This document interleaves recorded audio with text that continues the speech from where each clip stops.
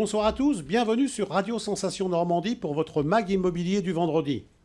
On estime qu'il y a eu plus de 400 maisons à pans de bois construites à Bernay entre le 15e et le 19e siècle. Ville d'art et d'histoire, Bernay vous propose des visites guidées sur rendez-vous toute l'année. Pour tout renseignement, service du patrimoine et de l'architecture, hôtel de ville situé place Gustave-Héon à Bernay.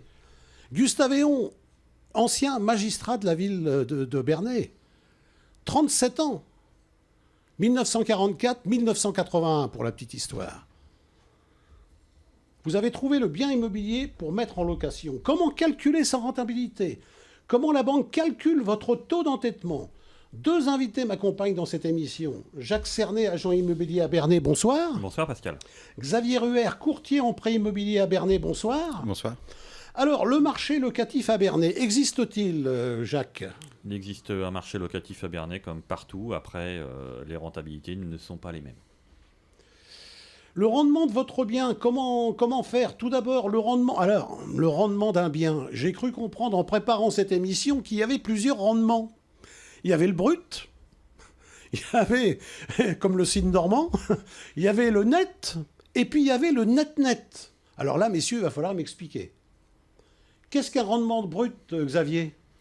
C'est le rendement simplement entre l'investissement et le revenu locatif qui tombe avant impôt, avant décote, etc. C'est-à-dire, comment on s'y prend pour calculer un rendement brut? On prend Jacques? Alors, il y a la méthode la plus communément connue où vous prenez les loyers, que vous multipliez par 12, que vous divisez par rapport à votre prix d'achat. C'est ça. Maintenant, dans le prix d'achat, reste à savoir si vous prenez le prix d'achat, frais d'agence inclus, ou avec ce qu'on appelle abusivement les frais de notaire, c'est-à-dire les frais d'enregistrement. Avec les frais d'enregistrement, on a une meilleure vision de la rentabilité brute du bien. Hypothèse, allez, petit calcul, sortez vos crayons, vous qui êtes auditeur. Vous avez acheté un bien, vous le louez 1200 € par mois, ce qui est un peu élevé sur Bernay du reste. Par 12 x 12, 144, ça vous a coûté 250 kilos, 250 000 €. Divisé par 250 000 €, ça vous fait du 5-6% de rentabilité, c'est ça? C'est ça, à peu près. C'est comme ça on s'y prend. Ça, c'est la rentabilité brute. Ça, c'est la rentabilité brute, auquel on peut ajouter effectivement les frais de notaire, voire les frais d'agence, puisque bien évidemment, il va falloir les payer, ce qui va baisser un peu la rentabilité. C'est ça. Alors maintenant, on a la rentabilité. Alors qu'est-ce que vous prenez comme rentabilité, vous, en tant que banquier, en tant que courtier, Xavier, lorsque vous avez un client qui vous amène un dossier? Nous, on ne fait pas attention réellement à la rentabilité. S'il est à 5, s'il est à 10, ça n'a pas tellement d'importance en réalité. Ce qui m'intéresse, c'est est-ce qu'on peut faire un endettement cohérent par rapport au projet. Après, il y a des gens qui vont chercher une rentabilité immédiate, d'autres qui vont, où 4%, 3%, ça va leur suffire, dans le sens où c'est un placement pour du patrimoine pour leurs enfants plus tard. On n'est pas forcément à la recherche d'une rentabilité immédiate et brute. Alors, qu'est-ce que vous prenez en compte pour votre client qui vient vous voir pour lui financer son achat immobilier locatif? C'est comme un achat immobilier pour une résidence principale, sauf qu'on va pouvoir prendre une partie des revenus locatifs, en général 70 à 80% du revenu, donc du loyer que va percevoir le client, on peut le rajouter dans ses revenus.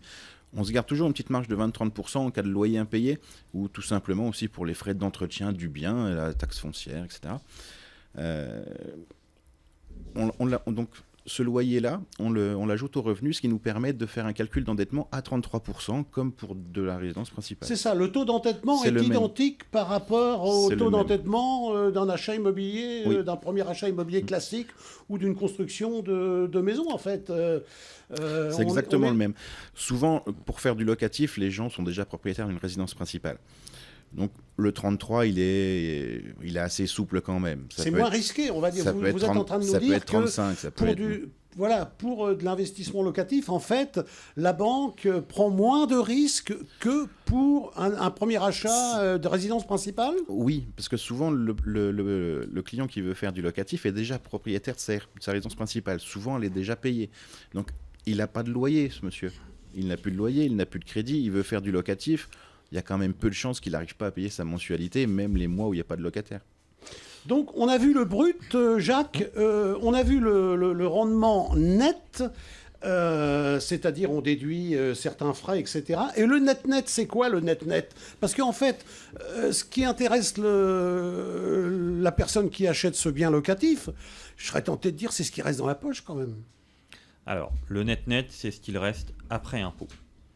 En connaissant ce mécanisme, que quand vous achetez du locatif, vous payez vos impositions, que vous soyez propriétaire d'un bien locatif ou pas, vous payez vos impôts normalement.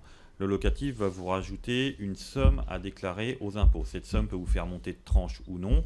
Et selon l'optimisation que vous allez faire par rapport aux déclarations d'impôts, eh bien, vous aurez votre brut imposable qui peut augmenter un petit peu de par cette somme.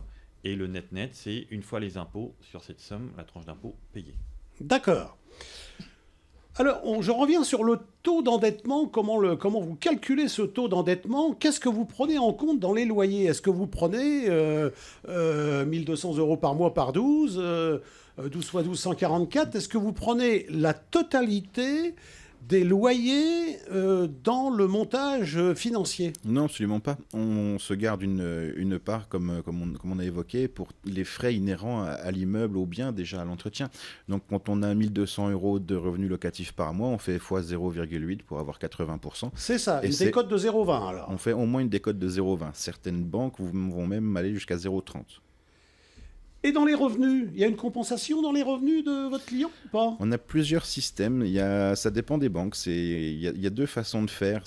On a des banques, par rapport à la future mensualité de crédit, on va retirer le futur loyer et on va seulement calculer dans l'endettement cette différence-là. C'est souvent avantageux pour le client.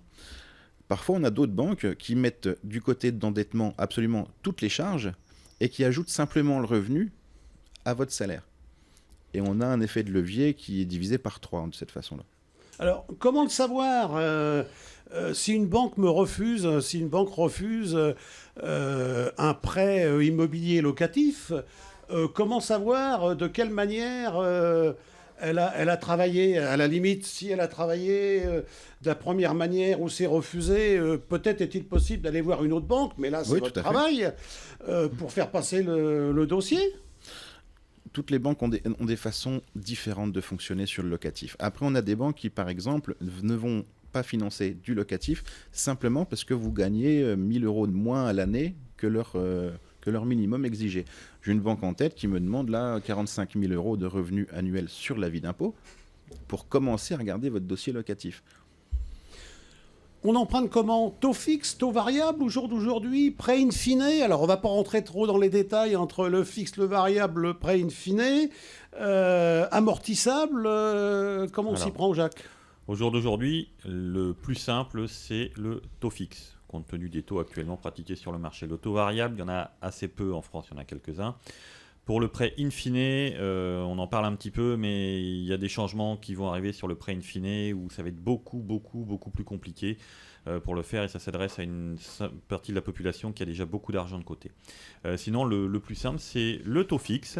Et le taux fixe vous permet également de calculer des amortissements d'impôts selon votre déclaration et de prévoir pour les 3 années à venir d'éventuelles baisses d'impôts, d'éventuelles optimisations de vos impôts. Si avec ou sans apport, Jacques? Avec ou sans apport au jour d'aujourd'hui Au jour d'aujourd'hui, on peut emprunter du locatif sans apport. Et en tout cas, je conseille, si on met un apport, mais vraiment le minimum qui va couvrir éventuellement les frais d'enregistrement. Voilà. Le calcul des banques pour le locatif est complètement différent parce que la notion de risque est complètement différente. Au jour d'aujourd'hui, les taux, que ce soit en locatif ou en principal, comment on peut prévoir l'année 2018? On va être sur des taux à peu près... Ça a pris un petit peu, j'ai cru comprendre. Un tout petit peu, mais ça va rester stable. Il n'y a pas de grosse hausse à venir, à mon avis. On est quand même sur un marché qui est plutôt bon, mais comme les aides d'État se sont arrêtées, je pense qu'au niveau des taux, on va rester à peu près flat pour sentir le marché jusqu'à au moins l'été. On emprunte à combien, là? Ça dépend sur quelle durée. Sur 20 ans, on va être sur du 1,50. Sur 25, on va plutôt être à 1,80, 1,90. C'est selon votre dossier. Est-ce que vous avez les frais de notaire? Est-ce que c'est du locatif de la résidence principale? C'est encore très intéressant. Oui, c'est pour ça que le prêt variable dont vous parliez tout à l'heure, il n'a aucun intérêt. Aucun intérêt. Ça peut que monter, ça peut plus baisser à cette heure-ci. On est tellement bas que... Quand vous dites 1,50, 1,80, hors assurance? Oui, hors assurance. Messieurs, merci d'avoir accepté l'invitation. Désolé, les 10 minutes sont passées, on est obligé de rendre l'antenne. C'est la fin de ce mag immobilier que vous pouvez retrouver sur notre site ou application Radio Sensation Normandie. Donnons-nous rendez-vous vendredi prochain à 19h35 après le Flash Info Régional pour une nouvelle émission sur l'immobilier. Je vous souhaite une très très belle soirée en écoutant Radio Sensation.